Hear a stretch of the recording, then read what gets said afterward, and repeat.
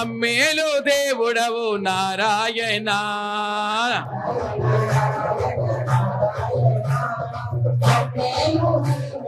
నారాయణ భద్రాద్రి కొండపైన, భద్రాద్రి కొండపైన శ్రీరామచంద్రుడవు నారాయణ. అందరికీ నమస్కారం, నేను మీ జాహ్నవి. ఈరోజు మనం చింతపల్లి సాయి సన్నిధికి విచ్చేసాం. ధనుంజయ్ గారి ఆహ్వానం మేరకు ముఖ్యంగా మీ అందరినీ ఆహ్వానించాలనే ఉద్దేశంతో మరి ఈరోజు ప్రత్యేకంగా మనకి ఆహ్వానం పిలవడం జరిగింది. సో దానికి కారణం ఏంటంటే గురు పౌర్ణమి. సో గురు పౌర్ణమి పర్వదినాన్ని పురస్కరించుకుని మరి ప్రత్యేకంగా చింతపల్లి సాయి సన్నిధిలో విశేషమైన ఏర్పాట్లు సిద్ధం అయిపోయింది. ఇక్కడ అన్ని ఏర్పాట్లు అయితే జరుగుతూ ఉన్నాయి. సో మీ అందరికీ కూడా ఒక్కసారి ఆహ్వానాన్ని తెలియజేస్తారంట. మరొకసారి మాట్లాడేద్దాం. నమస్కారం సార్. సార్, మొత్తానికి మీ ఆహ్వానం మేరకు ఈ రోజు ఇక్కడికి మళ్ళీ గురువారం నాడు చక్కగా సాయి సన్నిధికి వచ్చాం. మనం దర్శనం చేసుకుందాం. మరి మా వ్యూస్ అందరినీ ఆహ్వానిస్తా అన్నారు కదా. సాయిరామ్. చింతపల్లి సాయి సన్నిధి ఇక్కడ ఆలయ వ్యవస్థాపక అధ్యక్షుడిగా నాకు సేవ చేసే భాగ్యాన్ని సాయినాథుడు ఇచ్చాడు.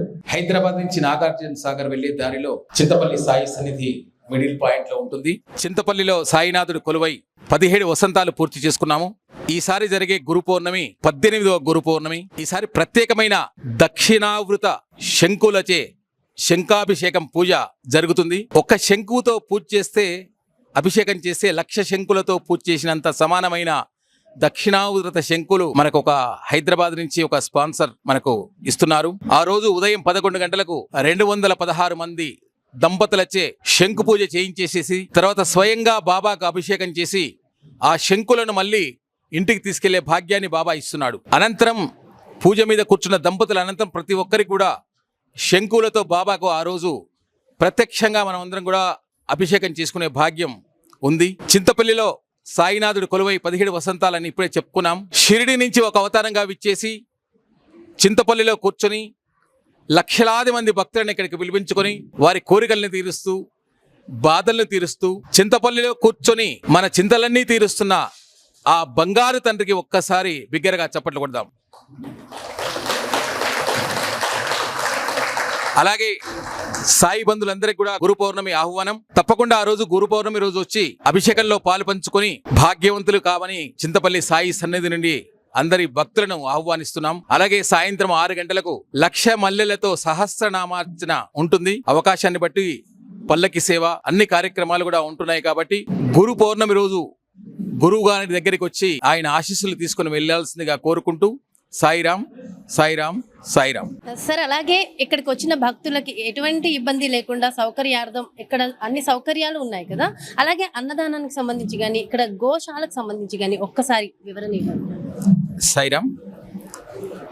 ఇక్కడ గత 5 సంవత్సరాల నుంచి భక్తులకు నిత్య అన్నదానం జరుగుతుంది. రోజు వందలాది మంది భక్తులు ఇక్కడ అన్నప్రసాదాన్ని తీసుకొని వెళ్తారు. అలాగే చింతపల్లి సాయి సన్నిధిలో సుమారు 380 గోవులు ఇక్కడ వర్ధిల్లుతున్నాయి. భక్తుడు రాగానే ముందుగానే నవగో ప్రదక్షిణ మందిరంలో ప్రదక్షిణ చేసుకుని గోమాతను దర్శించుకొని ఆలయంలో అడుగు పెడతారు. ఒక్క గోవుతో స్టార్ట్ అయిన గోశాల ఈరోజు 380 గోవులతో వర్ధిల్లుతుంది. ప్రపంచ మానవాళికి ముక్కోటి దేవత స్వరూపమైన గోమాత చాలా అవసరం. కాబట్టి చింతపల్లి సాయి సన్నిధిలో సాయినాథుడు గో సంరక్షణ కూడా చేసుకుంటున్నాడు. సాయినాథుకి అన్నదానం అంటే చాలా ప్రియం. అటువంటిది చింతపల్లి సాయి సన్నిధిలో ప్రతిరోజు నిత్యం అన్నదానం మధ్యాహ్న హారతి అనంతరం కూడా జరుగుతుంది. అలాగే రేపు వేలాది మంది భక్తులు గురు పౌర్ణమి రోజు ఇక్కడ దర్శించుకునే భాగ్యాన్ని కూడా అన్ని వసతులు ఏర్పాటు చేస్తున్నాము. కాబట్టి ప్రతి ఒక్కరూ ఆ రోజు ప్రత్యక్షంగా వచ్చి సాయినాథుని దర్శించుకొని వెళ్లాల్సిందిగా ప్రతి ఒక్క భక్తుని మనస్ఫూర్తిగా కోరుకుంటున్నాం. దూర ప్రాంతాల నుంచి వచ్చే ప్రజలు కూడా చాలా మంది సిద్ధంగా ఉన్నారు రావాలి అని, ముఖ్యంగా గురు పౌర్ణమి సందర్భంగా. మరి అలాంటి వాళ్ళకి ఇంకెలాంటి సౌకర్యాలు ఉంటాయి? దూర ప్రాంతాల నుంచి వచ్చే భక్తులు కాదు, చింతపల్లి సాయి సన్నిధికి వచ్చే భక్తులే దూర ప్రాంతాల నుంచి, వందలాది గ్రామాల నుంచి, వందలాది పట్టణాల నుంచి, ఎంతో 100-200 కిలోమీటర్లు, 500 కిలోమీటర్ల నుంచి చింతపల్లి సాయి సన్నిధిని దర్శించుకొని తరించిపోతున్నారు.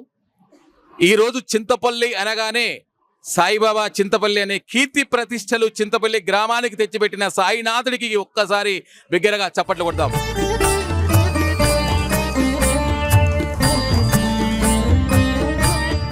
చింతపల్లి సాయి సన్నిధి అంటే అందరికి రెండో షిరిడీగా బాగా తెలుసు, ప్రసిద్ధి చెందింది. అయితే మీరేం చెప్తారు మీ మాటల్లో? చింతపల్లి సాయి సన్నిధి ఇప్పుడు చైర్మన్ గారు చెప్పారు, 2 తెలుగు రాష్ట్రాల్లో ఒక ప్రత్యేకతను సంతరించుకొని ముందుకెళ్తుంది.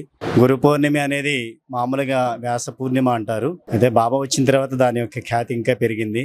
ఎందుకంటే నోలకరు అనే భక్తుడికి బాబా ఈ స్తంభాన్ని పూజించుకోమని చెప్తారు. స్తంభాన్ని పూజించుకోవడం ఎందుకు బాబా, మీకే పూజ చేస్తాము నన్ను అంటారు. వాళ్ళు ఎప్పుడు అంటారంటే వాళ్ళకి ఆ రోజు గురు పౌర్ణిమ అని తెలిసింది కాబట్టి. ఆ విధంగా ఈ వ్యాస పూర్ణిమ గురు పూర్ణిమగా, అంటే సాయినాథుని ఒక గురువుగా భావించుకొని ఇంకా విస్తృతంగా పెరిగిందనమాట. దాని ద్వారానే ఈ గురు పూర్ణిమ అనేది చాలా రంగరంగ వైభవంగా భక్తులు చేయడం అనేది జరిగింది. అదేవిధంగా మన చింతపల్లి సాయి సన్నిధిలో కూడా ఈ గురు పూర్ణిమ ఉత్సవాలు ఇప్పుడు చైర్మన్ గారు చెప్పినట్టుగా అంగరంగ వైభవంగా జరుగుతున్నాయి. గురువు అంటే మనలో ఉన్న అజ్ఞానాన్ని తొలగించేవారు. అటువంటి గురువుని మనం దర్శించుకుంటే ఆ రోజు ఇంకా 100 రెట్ల ఫలితం ఉంటుంది. అంత గొప్పది గురు పూర్ణిమ. కాబట్టి అవకాశం ఉన్నవాళ్ళు దగ్గర వాళ్ళు చింతపల్లి సాయి సన్నిధులకు రండి. మీ దగ్గరలో ఆలయాన్ని ఖచ్చితంగా ఆ రోజు దత్తాత్రేయ స్వామిని కానీ సాయినాథుని కానీ ఖచ్చితంగా దర్శించుకొని ఆ స్వామివారి యొక్క కృపకు పాత్రగా కావాల్సిందిగా కోరుకుంటున్నాను.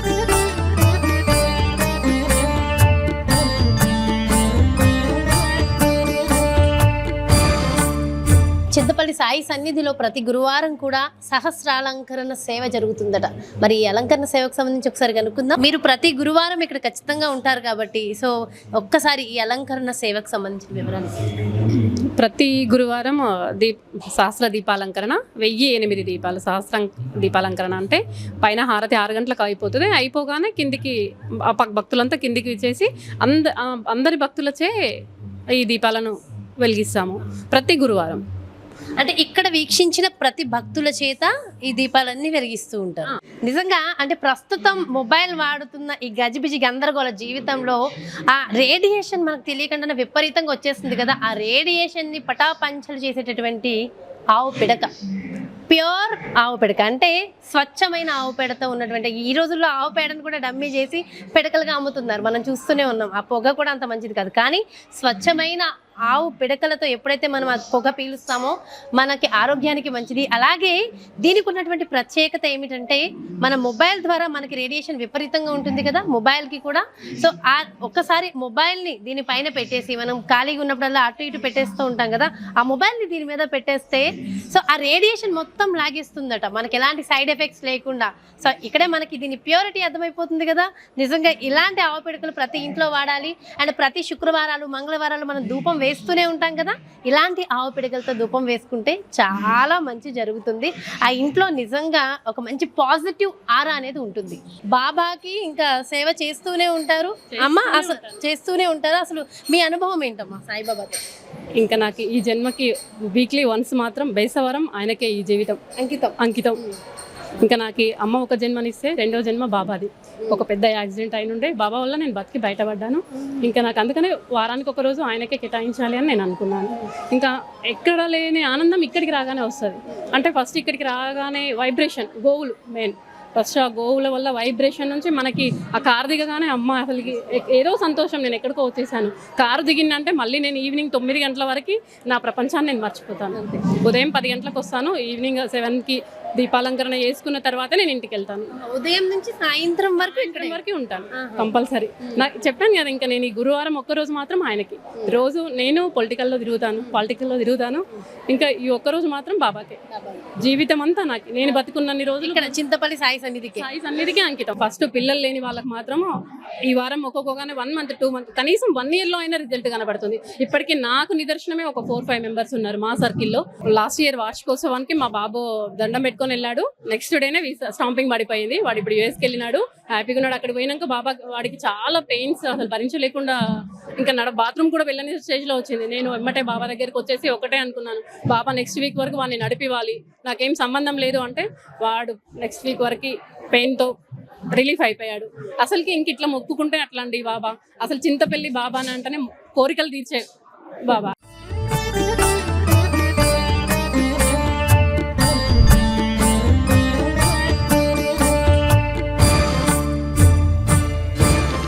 ధైర్యాన్ని స్థైర్యాన్ని ఇస్తున్నటువంటి బాబా మనకి దర్శనమిస్తారు. ఇదిగో బాబా వారు. అసలు అలా బాబా మనతో ఉన్నట్టుగానే ఉంది. ఒకసారి మాటలు కూడా వినేద్దాం. ప్రగాఢ విశ్వాసంతో నా సన్నిధికి వచ్చే వారందరూ నీతిగా కలిసిపోతారు. అహంకారాన్ని మరచి అజ్ఞానాంధకారాన్ని విడిచి ఓర్పు నిష్ఠలతో నన్ను కొలుచు వారిని నీడవలి వెంట ఉండి కాపాడుతారు.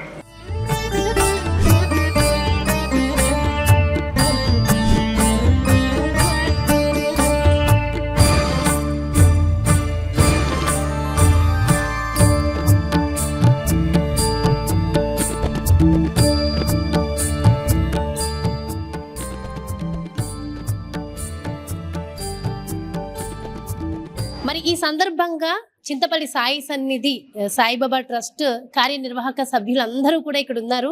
మరి అసలు ఈ సాయిబాబా ఆలయం మందిరం నిర్మించి ఎన్ని సంవత్సరాలు అయింది, పూర్తి వివరాలు ఒకసారి కనుక్కుందాం. నమస్తే సార్.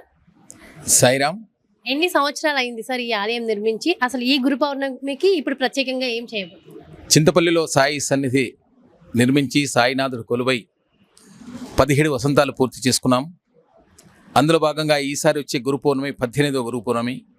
ఈ 18వ గురు పౌర్ణమికి ఒక ప్రత్యేకమైన దక్షిణావృత శంకులతో పూజ చేయించి బాబాకు అభిషేకం చేయించే భాగ్యాన్ని భక్తులకు మా సభ్యులకు ఇచ్చాడు. అందులో భాగంగా మన గురు పౌర్ణమి 21 జూలై ఆదివారం రోజున అంగరంగ వైభవంగా సాయి సన్నిధిలో వేడుకలు జరగనున్నాయి. ఉదయం 11 గంటలకు భక్తులచే 216 మంది భక్తులచే శంకువులు ఇచ్చి పూజ చేయించేసేసి స్వయంగా వాళ్ళు శంకుతో బాబాకు పూజ చేసే అవకాశం ఉంటుంది. తర్వాత పూజలో కూర్చొని భక్తులకు కూడా తర్వాత అభిషేకం చేసే అవకాశం ఉంటుంది. కాబట్టి అందరికీ ఇదే గురు పౌర్ణమి ఆహ్వానంగా సాయి సన్నిధి ఆహ్వానిస్తుంది. అందరూ కూడా రండి. చింతపల్లి సాయి సన్నిధి అంటే హైదరాబాద్ నుంచి నాగార్జున సాగర్ వెళ్ళే దారిలో 70 కిలోమీటర్ల దూరంలో ఉంటుంది. మిడిల్ పాయింట్లో అంగరంగ వైభవంగా సాయి సన్నిధిలో ఎన్నో వేడుకలు జరుగుతూ ఉంటాయి. చింతపల్లి సాయి సన్నిధిలో నిత్య అన్నదానం, అలాగే 380 గోవులతో గోశాల చాలా అద్భుతంగా రూపుదిద్దుకోబోతుంది. ఇప్పటికి చాలా కన్స్ట్రక్షన్ అయ్యింది. కాబట్టి అందరికీ కూడా ఇదే ఆహ్వానంగా మళ్ళీ గురు పౌర్ణమి శుభాకాంక్షలు తెలుపుకుంటూ సాయిరామ్. అసలు వింటుంటేనే ఎన్నో లీలలు, ఎన్నో మిరాకిల్స్, ఎన్నో అద్భుతాలు, ఆ సాయి భగవానుడి లీలలు మనం వింటూనే ఉన్నాం కదా. అప్పటి నుంచి ఒక్కొక్క భక్తులకి జీవితాల్లో జరిగినటువంటి మిరాకిల్స్ వింటున్నాం. ఖచ్చితంగా అంటే చూసారు కదా 41 రోజుల సాయి లీలలు మనకి ఎంత అద్భుతంగా ఉన్నాయనేది కూడా చెప్తూ ఉన్నారు కదా. సో ఇవన్నీ అనుభవించిన వారికి మాత్రమే తెలుస్తుంది. సో ఇంతటి మిరాకిల్స్ మన జీవితంలో జరగాలని ప్రతి ఒక్కళ్ళు కోరుకుంటారు. మరి అలాంటి మిరాకిల్స్ మీ జీవితంలో కూడా జరగాలి. ఒక్కసారి సాయి లీలని మరి చింతపల్లి సాయి సన్నిధి ద్వారా కూడా మీరు తెలుసుకోవాలి. మీకున్నటువంటి కష్టాలని తొలగించే ఆ బాబా, ఆ చింతలు తొలగించేటటువంటి ఆ సాయిబాబాని దర్శించాలి అంటే అసలు ఆలస్యం చేయకండి. వెంటనే గురు పౌర్ణమిని పురస్కరించుకుని ఒక్కసారి ఈ సాయి సన్నిధికి విచ్చేయండి. మీకున్నటువంటి సకల సమస్యలని తొలగించుకోండి. సాయిబాబా అనుగ్రహాన్ని పొందండి. అసలు చెప్పక్కర్లేదు, ఇది నేను 3వ సారో 4వ సారో ఇక్కడికి రావడం, నాకు కూడా తెలియని ఎన్నో మిరాకిల్స్ నా జీవితంలో కూడా జరిగాయని చెప్పడంలో ఎలాంటి సందేహం లేదు. బాబా అంటేనే మహిమలు, చింతపల్లి సాయి సన్నిధి అంటేనే చింతలు తొలగించేటటువంటి సాయి సన్నిధి. సో ఖచ్చితంగా మీ అందరికీ చింతపల్లి సాయి సన్నిధి వారి ప్రత్యేకమైన ఆహ్వానం. విచ్చేయండి. ఎవరికైనా లొకేషన్ కావాలి అంటే గూగుల్ మ్యాప్స్ లోకి వెళ్ళి చింతపల్లి సాయి సన్నిధి అని కొడితే చాలు, మీకు డీటెయిల్డ్ గా లొకేషన్ వస్తుంది. అదే విధంగా మీ అందరి కోసం ఈ వీడియోలో డిస్క్రిప్షన్ లో కూడా లొకేషన్ ఇవ్వబడుతుంది. ఒకసారి చెక్ చేసుకోండి.